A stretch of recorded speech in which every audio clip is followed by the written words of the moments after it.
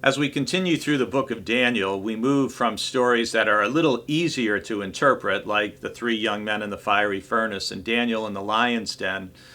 And then we turn to chapter 7, and we have this vision of the four beasts and symbolic visions, which are a part of apocalyptic literature, which again means to disclose, to reveal.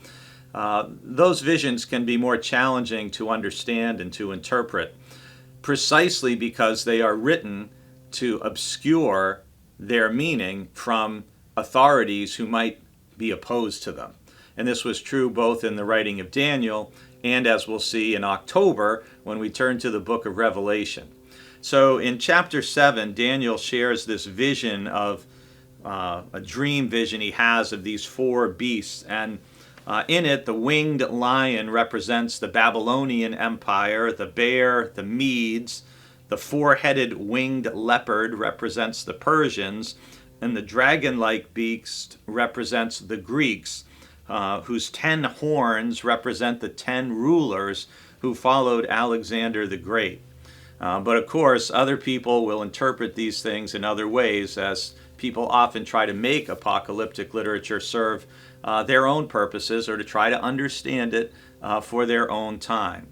The verse of the day that I've selected is verse 14, which is referring to one like a human being coming with the clouds of heaven.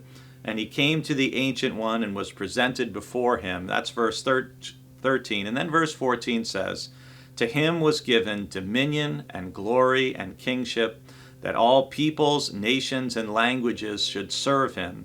His dominion is an everlasting dominion that shall not pass away, and his kingship is one that shall never be destroyed." Now, does that verse sound at all familiar to you? If you know the New Testament, if you've heard me preach for a number of years, you may recognize that verse because it's one that the early church and the first followers of Jesus, again, looking back at their scriptures to try to see, trace the line of God's plan, they looked at this verse in Daniel and said, well, this Son of Man, this one to whom is given dominion and glory and kingship, that's Christ. That's the risen Christ.